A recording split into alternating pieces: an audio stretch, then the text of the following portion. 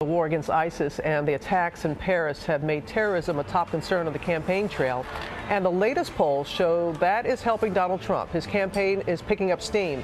ABC's Tom Llamas is here in the studio with us with that side of the story. Good morning, Tom. Robin, good morning to you. You look at new polls nationwide and in key battleground states, and Trump is clearly on top. Senators Rubio and Cruz moving up in Iowa and New Hampshire. But the big story right now, a significant portion of Republican voters are loyal to Trump.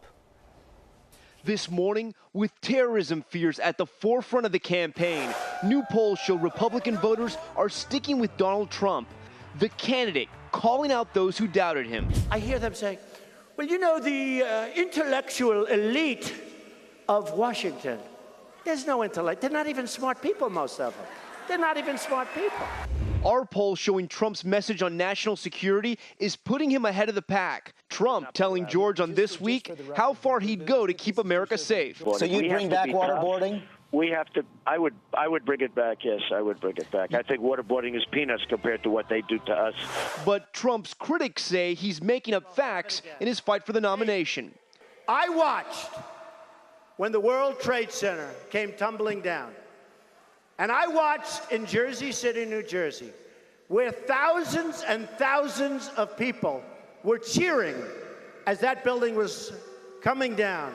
Trump insisting he saw it with his own eyes. You know, the police say that didn't happen, and all those rumors have been on the internet for some time. So did you misspeak it did yesterday? Happen. I saw it. It was you on saw television. that with your own eyes?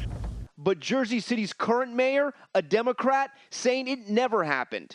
Either he's willfully making up lies or he has memory issues. And if you have either one of those, you have to question his ability to be president.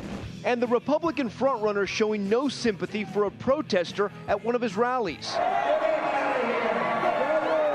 The Secret Service telling ABC News a Black Lives Matter protester was physically assaulted by Trump supporters.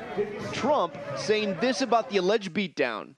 Maybe he should have been roughed up because it was absolutely disgusting what he was doing.